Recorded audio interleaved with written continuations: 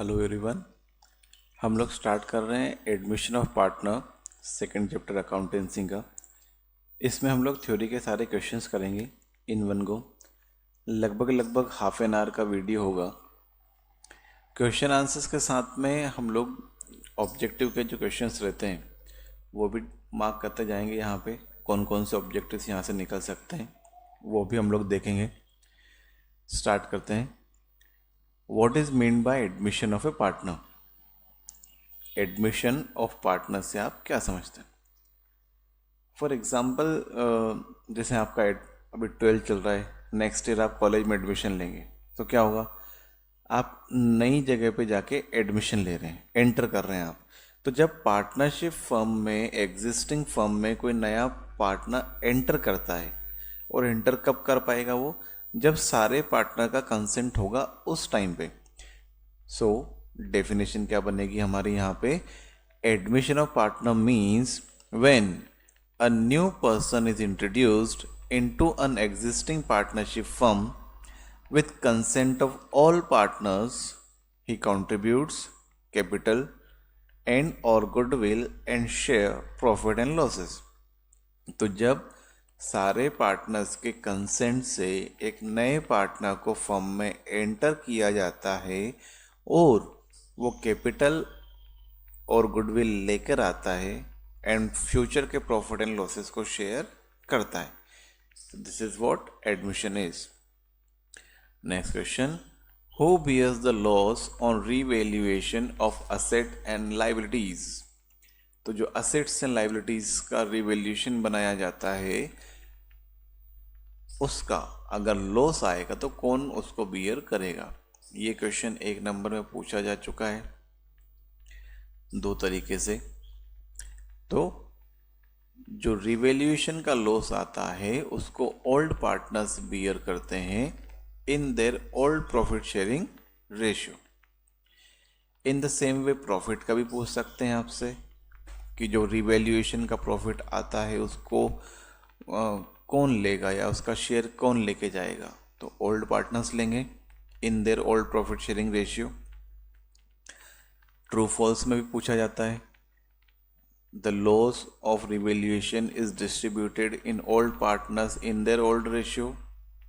True हो जाएगा। ऐसे भी पूछ सकते हैं the loss on revaluation of assets and liabilities is shared between old partners in their sacrificing ratio. ये फॉल्स हो जाएगा। तो in the same way loss के नाम से, प्रॉफिट के नाम से सेम क्वेश्चन को 3 या 4 अलग अलग तरीकों से पूछा जा सकता है। Next question. Explain the need for reconstitution of A partnership firm. कि एक पार्टनरशिप फर्म को रिकॉन्स्टिट्यूशन करने की, वापस से बनाने की क्या आवश्यकता होती है? तो कुछ कंडीशंस रहती हैं इसमें। जब पार्टनर्स के बीच का एग्रीमेंट अगर चेंज हो रहा है, so this is first case. And अब ये एग्रीमेंट चेंज होने के रीजंस क्या क्या हैं? फर्स्ट, अगर पार्टनर का एडमिशन हो रहा है, कोई पार्टनर फर्म से रिटायर हो रहा है, किसी पार्टनर की डेथ हो रही है, या फिर एग्जिस्टिंग पार्टनर्स अपना प्रॉफिट शेयरिंग रेशियो चेंज कर रहे हैं, इन सारे केसेस में रिकॉन्स्टिट्यूशन ऑफ फर्म होता है। मींस पार्टनर्स का एग्रीमेंट जो रहेगा वो चेंज होगा। Next question. Define goodwill. तो गुडविल क्या होती है? Goodwill is a thing which is easy to describe but difficult to define. कि गुडविल एक ऐसी चीज है जिसको डिस्क्राइब करना, समझाना तो आसान है, लेकिन उसकी डेफिनेशन देना, उसको डिफाइन करना थोड़ा सा डिफिकल्ट होता है। एंड गुडविल को हम लोग कैसे बता सकते हैं, कैसे डिस्क्राइब कर सकते हैं? Goodwill is a benefit and advantage of good name, reputation in connection of A business. Suppose next year के लिए आप लोग कॉलेज प्रिपेयर कर रहे होंगे या कॉलेज देख रहे होंगे, अभी से आपने मन बना लिया होगा कि मुझे इस कॉलेज में जाना है। सो अधिकतर बच्चे वही कॉलेज ढूंढेंगे जिसका नाम अच्छा होगा, या फिर कुछ बच्चे ऐसा भी सोचेंगे कि जहाँ पर ज़्यादा पैकेज मिलेगा, ज़्यादा अच्छी सैलरी जहाँ पे ऑफर हो जाएगी कैंपस प्लेसमेंट के थ्रू, वैसे कॉलेज में जाना चाहिए, तो वो उस कॉलेज की क्या हो जाएगी, गुडविल हो जाएगी। बेनिफिट है, वो एडवांटेज है, उन एडवांटेजेस के लिए आप वहाँ पर जा रहे हैं, ठीक है। And it is one thing which distinguishes an old established business from a new business as it is first starts। और ये गुडविल ही रहती है जो किसी नए बिजनेस को, नई फर्म को पुरानी फर्म से डिफ्रेंशिएट करती है। बिकॉज पुरानी फर्म अगर अच्छी है तो उसकी एक साख रहेगी, उसकी गुडविल रहेगी, बट नई फर्म के पास में गुडविल अभी नहीं होगी, बिकॉज एट स्टार्ट हुई है, वो अभी नई नहीं है। Goodwill is composed of variety of elements. Goodwill अलग अलग कंपोनेंट से मिलकर बनी होती है, ये हम आगे क्वेश्चन में देखेंगे कि कौन कौन से कंपोनेंट रहते हैं उसके। It differs in its composition in different trades and in different businesses in the same trade. तो अलग अलग बिजनेसेस के लिए गुडविल के कंपोनेंट अलग अलग हो सकते हैं, एंड बिजनेस के लिए भी अलग अलग हो सकते हैं, सेम भी हो सकते हैं। Explain briefly the accounting treatment when goodwill is already appears in the books of the firm। कि जब गुडविल फर्म की बुक्स में ऑलरेडी अपीयर करती है, इन दैट केस उसका ट्रीटमेंट कैसे किया जाएगा। So when goodwill appears in the books it is written off. First thing ये आपको याद रखना है, एक नंबर में ये पूछा जाता है। How we will write it off, by debiting all partners capital account and crediting goodwill account in their all profit sharing ratio। तो गुडविल को राइट ऑफ किया जाएगा ओल्ड पार्टनर्स में इन their old profit sharing ratio. Next, state any 3 points of importance of goodwill for a business. किसी भी business के लिए goodwill की क्या इम्पोर्टेंस होती है। फर्स्ट पॉइंट, ये फर्म की अर्निंग कैपेसिटी को इंक्रीज करने में हेल्प करती है, कस्टमर्स को अट्रैक्ट करने में हेल्प करती है, एंड कॉम्पिटिटिव एडवांटेज प्रोवाइड करती है ओवर अदर फर्म्स। तो गुडविल क्या करती है, गुडविल का इंपॉर्टेंस क्यों है, बिकॉज ये अलाउ करती है किसी भी फर्म को बाकी दूसरी फर्म के कंपैरिजन में ज़्यादा अर्न करने में, ये हमारी हेल्प करेगी, ज़्यादा कस्टमर्स अट्रैक्ट होंगे, एंड कॉम्पिटिटिव एडवांटेज रहेगा दूसरी फर्म्स के ऊपर। Next question, goodwill is an asset which is difficult to value. Explain. अभी एमपी बोर्ड का हो सकता है पेपर पैटर्न चेंज हो जाए, जो half yearly examinations next month start होने वाली हैं in the month of November, तो उसका जो पेपर का पैटर्न आने वाला है वो रहेगा आपके नए पैटर्न के अकॉर्डिंग।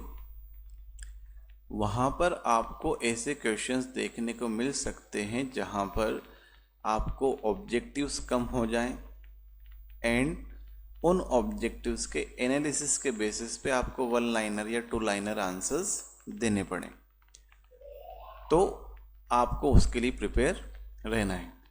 ऐसा क्वेश्चन जैसे goodwill is an asset which is difficult to value, ऐसे क्वेश्चन आ सकते हैं। तो गुडविल किसके ऊपर डिपेंड करती है, goodwill depends on reputation, customer loyalty and efficiency of management. And ये सारी की सारी चीज़ें कैसी हैं, इंटेंजिबल हैं, हम लोग इनको देख नहीं सकते हैं, रेपुटेशन भी नहीं दिखती है, कस्टमर्स लॉयल्टी भी हम लोग नहीं देख सकते हैं, इन एफिशिएंसी ऑफ मैनेजमेंट भी हम नहीं देख सकते, इनको सिर्फ फील किया जा सकता है। So these are intangible assets. और इन सारे इंटेंजिबल जो फैक्टर्स हैं, इन फैक्टर्स की मॉनेटरी वैल्यू को प्रिसाइसली मेजर करना भी डिफिकल्ट होता है, and because of this reason goodwill की जो वैल्यू है उसको कैलकुलेट करना डिफिकल्ट होता है। गुडविल को कैलकुलेट करने की कुछ मेथड्स होती हैं, लाइक एवरेज प्रॉफिट मेथड हो गया, सुपर प्रॉफिट मेथड हो गया, एंड कैपिटलाइजेशन होता है। तो न्यूमेरिकल्स क्वेश्चंस के टाइम पे हम लोग वो चीज़ देखेंगे। Next question, difference between sacrificing ratio and gaining ratio. MP board वाले बच्चों के लिए तो ये बहुत इम्पोर्टेंट क्वेश्चन हो गया, 3 मार्क्स 4 मार्क्स दोनों में पूछ सकते हैं इसको। यहाँ से ऑब्जेक्टिव भी निकलते हैं आपके, देखते हैं। Sacrificing ratio in which old partners give up their share for new partner. तो सेक्रीफाइसिंग रेशियो क्या हो गया? वो वाला रेशियो जिसमें एग्जिस्टिंग पार्टनर नए पार्टनर के लिए अपना रेशियो या शेयर का जो हिस्सा है वो देते हैं उसको, तो उसको क्या कहेंगे हम लोग? सेक्रीफाइसिंग रेशियो कहेंगे। वेरेज गेनिंग रेशियो क्या होगा? जब कोई पार्टनर फर्म छोड़ के जाता है तो उसकी वजह से एग्जिस्टिंग पार्टनर्स का जो हिस्सा है वो बढ़ जाएगा, दे विल गेन। तो इसको क्या बोलेंगे हम लोग? Gaining ratio. सेक्रीफाइसिंग रेशियो कब निकालेंगे हम लोग? या तो एडमिशन के टाइम पे, या एग्जिस्टिंग पार्टनर्स अपना प्रॉफिट शेयरिंग रेशियो चेंज कर रहे हैं। गेनिंग रेशियो रिटायरमेंट और डेथ के टाइम पे गेनिंग रेशियो हम लोग कैलकुलेट करते हैं। Formula old ratio minus new ratio sacrificing ratio के लिए, एंड गेनिंग रेशियो के लिए new ratio minus old ratio. Sacrificing ratio का पर्पस क्या है कैलकुलेट करने का?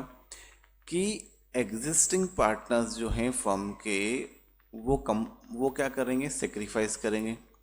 तो इनकमिंग पार्टनर जो गुडविल लेकर आएगा वो उसको कंपनसेट करेगा, एग्जिस्टिंग पार्टनर्स को कंपनसेट करेगा। किस रेशियो में? सेक्रीफाइसिंग रेशियो में। एंड गेनिंग रेशियो इसका जस्ट उल्टा, कि जो पार्टनर रिटायर हो रहा है फर्म से या जो डिसीज्ड पार्टनर है उसके गुडविल को अमाउंट को पे करने के लिए हम लोग गेनिंग रेशियो निकालते हैं। बेनिफिशरीज सेक्रीफाइसिंग रेशियो का जो बेनिफिट मिलेगा वो किनको मिलेगा? सेक्रीफाइसिंग पार्टनर्स को मिलेगा। वेरेज गेनिंग रेशियो का जो बेनिफिट रहेगा वो क्या होगा? गेनिंग पार्टनर बियर करते हैं कॉस्ट ऑफ गुडविल को, मीन्स जो एक पार्टनर फर्म छोड़ के जा रहा है उसको गेनिंग पार्टनर्स पे करेंगे goodwill. Next question, write 3 reasons to give admission to a new partner. कौन से ऐसे रीजंस हैं जिसकी वजह से फर्म में पार्टनर को एंटर किया जाता है? Again 3 star question. मैंने यहाँ पे ज़्यादा पॉइंट लिखे हैं, आप आपके हिसाब से आपके अकॉर्डिंग जो आपको इजी लगे वो 3 पॉइंट 4 पॉइंट आप कर सकते हैं। First point, requirement of additional capital. जब बिजनेस के एग्जिस्टिंग पार्टनर्स के पास में इनफ फंड्स अवेलेबल नहीं होते हैं एंड वो कुछ प्लान करते हैं एक्सपेंशन का या बिजनेस को रन करने के लिए उनको और पैसे की अगर ज़रूरत रहती है तो वो क्या करते हैं? वो एक नए पार्टनर को फर्म में एडमिट करते हैं, सो दैट जो कैपिटल की डिफिशियंसी है उसको पूरा किया जा सके और फर्म के अंदर फ्रेश कैपिटल आ जाती है। Second point, managerial skill. कई बार क्या होता है फर्म में कि जो पार्टनर्स रहते हैं उनके पास में कोई स्पेसिफिक स्किल अवेलेबल नहीं होती है एंड उस कमी को पूरा करने के लिए वो एक ऐसे पर्सन को ढूंढते हैं, उसको फाइंड करते हैं जिसके पास में वो मैनेजरियल स्किल हो और फिर उस व्यक्ति को, उस पर्सन को पार्टनर फर्म में बना लिया जाता है जिससे कि जो मैनेजरियल स्किल की कमी थी ऑर्गेनाइजेशन के अंदर उसको दूर किया जा सके। Third point, expansion of business. अगर फर्म एक्सपांड करना चाहते हैं या कोई सा भी फर्म है जो एक्सपांड करना चाहती है पार्टनरशिप फर्म, तो जब फर्म का एक्सपांशन होगा तो काम बढ़ता है, रिस्पॉन्सिबिलिटीज इंक्रीज होती हैं, रिस्क भी बढ़ता है। इन सबको शेयर करने के लिए एक नए पार्टनर को फर्म में एडमिट किया जाता है। शेयरिंग रिस्क एंड रिस्पॉन्सिबिलिटीज तो लगभग सेम पॉइंट है, third and fourth. Business risk में become heavy for the existing partners to bear alone. तो कई बार जो रिस्क रहता है वो पार्टनर्स बियर नहीं कर सकते हैं एंड मे बी उसको फुलफिल करने के लिए नए पार्टनर को फर्म में एडमिट किया जा सकता है। एंड जब नया पार्टनर फर्म में आएगा तो वो अकेला रिस्क ही बियर नहीं करेगा, वो क्या करेगा? वो डिसीजन मेकिंग में हेल्प करेगा एंड जो एग्जिस्टिंग पार्टनर्स हैं उनके काम के बर्डन को भी कम करेगा। Next point, improving reputation of the firm. अगर कोई अच्छा पार्टनर फर्म में एंटर होता है जिसकी ऑलरेडी मार्केट में अच्छी गुडविल है, तो उसकी रेपुटेशन का बेनिफिट बिजनेस को मिलेगा। तो कई बार पार्टनर को फर्म में गुडविल के लिए या रेपुटेशन के लिए भी एडमिट किया जा सकता है। Next question, what do you mean by revaluation account, why it is prepared and how it is prepared. तो यहाँ पर हम लोग देखें तो ये 3 सेपरेट क्वेश्चंस हैं। यहाँ तक भी आपसे 2 नंबर में पूछा जा सकता है, what do you mean by revaluation account, और एक क्वेश्चन ऐसे पूछ सकते हैं why revaluation account is prepared, और ऐसे भी पूछ सकते हैं question how revaluation account is prepared. तो एक क्वेश्चन से 3 अलग अलग क्वेश्चंस निकल के आ सकते हैं, यहाँ से ऑब्जेक्टिव्स भी आएंगे। देखते हैं एक एक करके। तो रिवैल्यूएशन अकाउंट क्या होता है? जब भी फर्म का रिकॉन्स्टिट्यूशन होता है या एडमिशन होता है, इन जनरल अगर अपन बात करें तो, या रिटायरमेंट होता है पार्टनर का, उस केस में जो फर्म के असेट्स एंड लायबिलिटीज़ रहती हैं उनकी वैल्यू को ट्रांसफ़र कर दिया जाता है। उनके जो नई वैल्यू रहती है, जो वैल्यू एग्जिस्टिंग पार्टनर या नया पार्टनर जिसको मेंशन करवाना चाहता है, सो दैट उनके बीच के जो कन्फ्यूज़न है किसी भी असेट या लायबिलिटी को लेके वो दूर हो जाए। तो इन सारे असेट्स एंड लायबिलिटीज़ की जो वैल्यू में जो चेंजेस हो रहे हैं उनको हम लोग रिकॉर्ड करते हैं।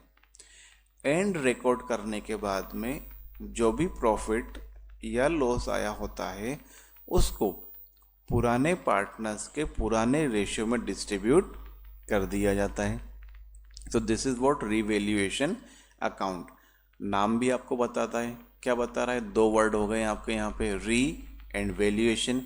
तो आप आपके असेट्स एंड लायबिलिटीज़ की क्या कर रहे हैं? वापस से वैल्यूएशन कर रहे हैं, सो दैट जो पार्टनर्स हैं, नया पार्टनर है, एग्जिस्टिंग पार्टनर है, उनके बीच में कोई भी कंफ्यूजन ना रहे। What its meaning says, revaluation account is a nominal account, first objective याद रखेंगे आप, that shows profit and losses arising due to revaluation of assets and liabilities of the firm. Revaluation account एक nominal account होता है। ये क्या दिखाता है? सेकंड क्वेश्चन यहाँ से निकलता है, प्रॉफिट और लॉसेस को ये रिप्रेजेंट करता है। कौन से प्रॉफिट एंड लॉस को रिप्रेजेंट करेगा? जो असेट्स के रिवैल्यूएशन की वजह से आता है। आगे, it has to adjust the capital account of the partners before the new arrangement begins. और इस प्रॉफिट या लॉस को एग्जिस्टिंग पार्टनर्स के कैपिटल अकाउंट में ट्रांसफ़र कर दिया जाता है और उसको एडजस्ट कर दिया जाता है। फिर वापस से जो रिकॉन्स्टिट्यूशन हुआ है फर्म का, उसके अकॉर्डिंग फिर सारे अरेंजमेंट्स हो जाते हैं। Why it is prepared, simple सा रीज़न है, 2 बार मैं बता चुका हूँ ऑलरेडी आपको अभी, कि जो एग्जिस्टिंग पार्टनर्स हैं और नया पार्टनर जो हैं उनके बीच में कोई भी डिस्प्यूट ना हो कि पुराने एसेट की वैल्यू ऐसी नहीं, ऐसी होना चाहिए थी, या लायबिलिटी आपने कम लिखी है, ज़्यादा होना था, या ज़्यादा लिखी है, कम होना था, कैसे भी केसेस हो सकते हैं। It is prepared to ensure fairness, सभी के सभी पार्टनर्स के को क्या रहे? क्लैरिटी रहे। When the firm undergoes reconstitution, तो जब फर्म का रिकॉन्स्टिट्यूशन होता है उस टाइम पे सारे पार्टनर्स को एक फेयर वैल्यू मिल जाए असेट्स एंड लायबिलिटीज़ की। अगर असेट आपके इंक्रीज हुए हैं या लायबिलिटी डिक्रीज हुई है तो इसकी वजह से क्या होगा? गेन होगा, which is credited to all partners. But अगर असेट डिक्रीज हुए हैं और लायबिलिटीज़ इंक्रीज हुई हैं, इस केस में क्या होगा? लॉस होगा, जिनको डेबिट कर दिया जाएगा ओल्ड पार्टनर्स के कैपिटल अकाउंट में। तो ये जो अकाउंट रहता है रिवैल्यूएशन अकाउंट, इसको इसीलिए प्रिपेयर किया जाता है ताकि नए पार्टनर के फर्म में आने से पहले पुराने पार्टनर्स के सारे एडजस्टमेंट्स हो जाएं। हाउ इट इज़ प्रिपेयर्ड, किस तरह से इसको बनाएंगे, यहाँ से आपको पूछा जा सकता है। कोई भी एक जनरल एंट्री दे देंगे या फिर कोई एक असेट का नाम दे देंगे कि भाई बताओ अगर इसको हम लोग इंक्रीज़ करेंगे इसकी वैल्यू तो क्या होगा। तो जब हम लोग अकाउंट बनाते हैं तो अगर आपके असेट की वैल्यू इंक्रीज़ होती है तो it is written in credit side. Liability की वैल्यू आपकी कम होती है then it is written in credit side. आपके असेट की वैल्यू कम होती है तो हम लोग उसको डेबिट करेंगे। लाइबिलिटी की वैल्यू इंक्रीज हो जाती है तो हम लोग उसको डेबिट करेंगे। अगर कोई अनरिकॉर्डेड असेट आपको मिल जाता है, अनरिकॉर्डेड असेट, तो हम लोग उसको क्रेडिट करते हैं। एंड अनरिकॉर्डेड अगर लाइबिलिटी हमको मिल जाती है तो हम लोग उसको डेबिट करते हैं। तो इस तरह से रिवैल्यूएशन अकाउंट बनाया जाता है एंड देन प्रॉफिट को ट्रांसफ़र किया जाता है। ये वाला ज़्यादा होगा तो फर्म को प्रॉफिट होगा, क्रेडिट साइड ज़्यादा होगी तो। अगर ये वाला ज़्यादा है तो रिवैल्यूएशन पे क्या होगा, लॉस। ये प्रॉफिट एंड ये लॉस को फिर ट्रांसफ़र कर दिया जाएगा। Next question, right those conditions when valuation of goodwill is essential in partnership. यहाँ पर 5 पॉइंट्स से सारे पॉइंट्स ट्रू फॉल्स में, वन वर्ड में या फिर फिल इन द ब्लैंक के फॉर्म में आ सकते हैं ऑब्जेक्टिव्स में। कौन कौन सी ऐसी कंडीशंस है जहां पर गुडविल का वैल्यूएशन किया जाता है। जब एक नए पार्टनर को फर्म में एडमिट किया जाता है, फर्स्ट पॉइंट, फर्म में से कोई पार्टनर रिटायर हुआ है या डेथ हो गई है पार्टनर की, दो पार्टनरशिप फर्म आपस में मिल रही हैं, सिंगल फर्म उनका बन रहा है, पार्टनरशिप फर्म जो है वो एक कंपनी में कन्वर्ट हो रही है, एंड जो पार्टनर्स हैं वो क्या कर रहे हैं, प्रॉफिट शेयरिंग रेशियो को चेंज कर रहे हैं। इन सारे केसेस में गुडविल का वैल्यूएशन किया जाता है। Goodwill is N intangible asset, explain. Every businessman tries to earn its name or reputation and popularity in business field. It is called goodwill. Like other assets, it is an asset.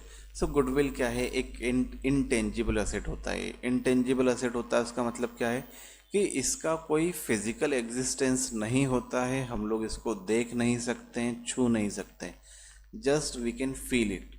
Like previously मैंने अभी आपको example दिया था कि आप किसी college में जाना चाहते हैं तो वहाँ पर जाने का आपका रीज़न क्या है, वहाँ का प्लेसमेंट अच्छा है, पढ़ाई अच्छा है, इंटर्नशिप वो अच्छा प्रोवाइड करवाता है, या फिर आप कहीं पे शॉपिंग पे जाते हैं, आपको ड्रेस परचेस करनी है तो आप किसी पर्टिकुलर शॉप पे जा रहे हैं, बार बार आप हमेशा वहीं से आप शॉपिंग कर रहे हैं, तो वाई, बिकॉज वो उसकी गुडविल है। एंड गुडविल को हम लोग ऐसे भी बता सकते हैं कि एक कस्टमर बार बार जब रिपीटेशन होता है कस्टमर का किसी शॉप पे तो वो उसकी गुडविल को रिप्रेजेंट करता है।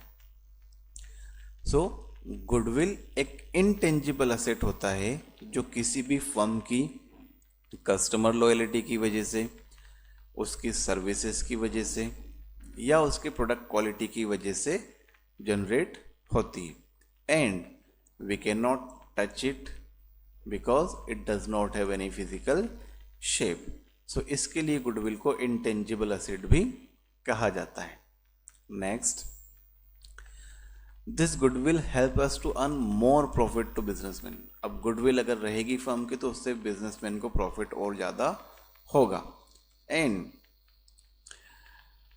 गुडविल की कोई भी फिक्स वैल्यू नहीं होती है, ये टाइम के साथ साथ वेरी करती है। Next question, what are the rights of new partner in a firm. एक पार्टनर जब फर्म में नया एंटर होता है तो उसका या उसको कौन कौन से राइट्स अधिकार मिलते हैं। सो इंडियन पार्टनरशिप एक्ट 1932 ये एक्सप्लेन करता है कि जब इनकमिंग पार्टनर रहेगा, न्यू पार्टनर रहेगा, उसको कौन कौन से राइट्स मिलेंगे। First point, right to share profits. जब पार्टनर फर्म में आएगा definitely he will share profit, profit sharing के लिए ही फर्म में आ रहा है। Next, participate in business. जो भी मैनेजरियल एक्टिविटीज़ होंगी फर्म की, वो जो डिसीजन लेने रहेंगे, जो भी प्रोसेसेस उनको फॉलो करना है, उनमें सब में वो पार्टिसिपेट करेगा। Next, right to access books of account. Partner firm की बुक्स को देख सकता है, उनकी एक कॉपी अपने पास में रख सकता है, एंड ये उसका अधिकार होता है, ये उसका राइट होता है। Next, right to property of the firm. जब पार्टनरशिप फर्म बनती है तो जैसे ही पार्टनर फर्म में एंटर होता है तो वो एक जॉइंट ओनर बन जाता है फर्म की प्रॉपर्टी का, जो भी असेट फर्म के पास में है। मीन्स वो फर्म की जो असेट्स हैं उनके ऊपर क्लेम कर सकता है बिलोंगिंगनेस के लिए। एंड ये क्यों करेगा? ये सिर्फ वो बिजनेस पर्पस के लिए कर सकता है, पर्सनल यूज के लिए नहीं कर सकता है। Right to prevent admission of new partner. जब कोई पार्टनर फर्म में आ जाता है तो वो किसी दूसरे पार्टनर के एडमिशन को रोक सकता है, बिकॉज जब तक सारे पार्टनर्स का कंसेंट नहीं होगा तब तक नए पार्टनर को फर्म में एंट्री नहीं मिलेगी। Next, right to retire with settlement. जब पार्टनर फर्म से रिटायर होगा तो उसको अपने सारे अकाउंट्स सेटल करने का राइट होता है, विच मीन्स अगर फॉर एग्जांपल उसकी कोई गुडविल जनरेट हुई है तो वो उसका हिस्सा लेगा, प्रॉफिट का हिस्सा लेकर जाएगा, जो कैपिटल उसने इन्वेस्ट करी थी वो लेकर जाएगा।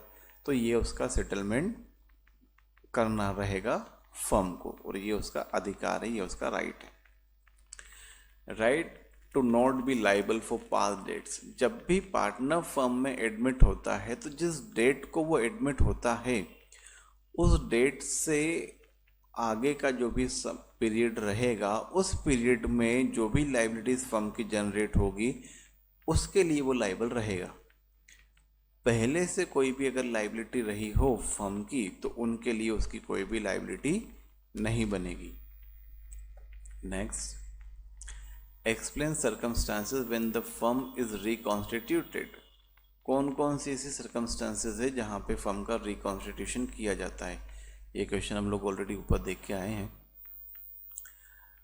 वो 2 मार्क्स के पॉइंट ऑफ व्यू से था, ये 3 और 4 मार्क्स के पॉइंट ऑफ व्यू से।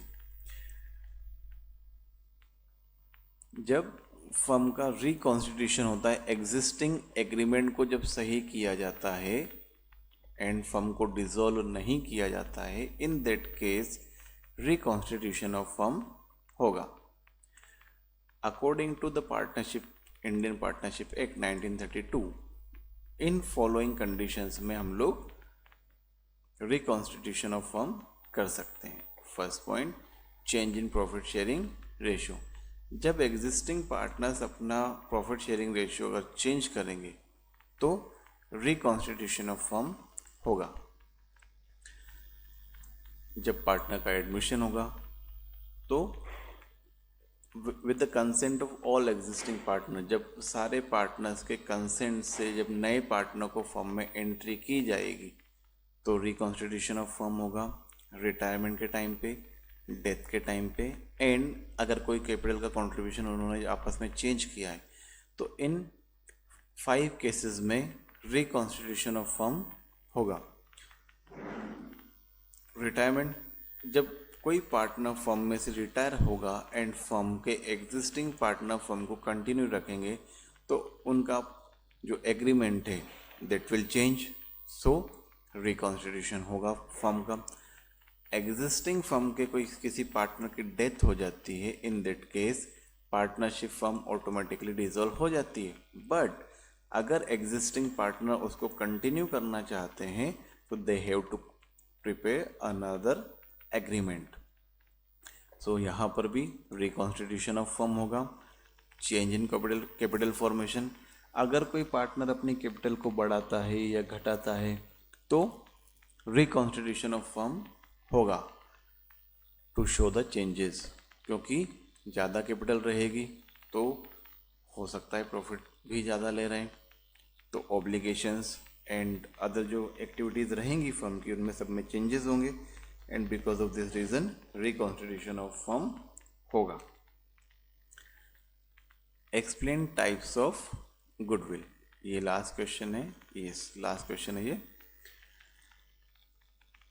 कैट गुडविल, कैट गुडविल क्या होती है? लाइक बिल्ली की क्या आदत रहती है कि ये जनरली अपने ऑनर को, अपने हाउस को छोड़ती नहीं है, ये अटैच्ड हो जाती है उसके साथ में। तो वो वाली गुडविल जो कि लॉयल होती है बिजनेस लोकेशंस और शॉप्स के लिए, not to the owner personally, ऐसी गुडविल को क्या कहेंगे हम लोग? कैट गुडविल कहेंगे। एंड कैट गुडविल का क्वेश्चन इस नाम से भी पूछा जा चुका है, लोकल गुडविल के नाम से, define local goodwill.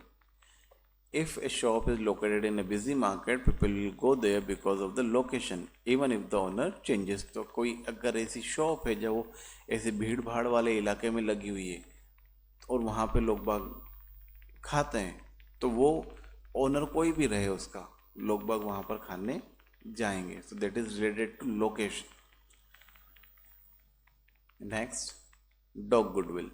Dog goodwill क्या होती है? जैसे डॉग का स्वभाव, कुत्ते का स्वभाव क्या रहता है कि वो अपने मास्टर के लिए, अपने ओनर के लिए वो क्या रहता है? लॉयल रहता है। इन the same way the goodwill which is engaged with owner और पर्सन, उसको क्या कहेंगे हम लोग? डॉग गुडविल कहेंगे। फॉर एग्जाम्पल डॉक्टर, लॉयर और एक्टर्स, उनकी अपनी खुद की एक रेपुटेशन होती है, वो चाहे किसी भी प्लेस पर चले जाएं, वो गुडविल उनकी उनके साथ में ही रहेंगी। तो गुडविल अपने ओनर के साथ में मूव कर रही है। रेड गुडविल, जैसे जो चूहा रहता है वो एक प्लेस पे नहीं रुकता है, वो भागता फिरता है इधर उधर। तो the goodwill which changes its place regularly, and वो ना तो लोकेशन के लिए लॉयल है ना ही ओनर के लिए लॉयल है, वो अपनी लोकेशन को, अपने बिजनेस को चेंज करती रहती है टाइम टाइम पे। तो ऐसे ही गुडविल को क्या कहेंगे हम लोग? रेड गुडविल कहेंगे।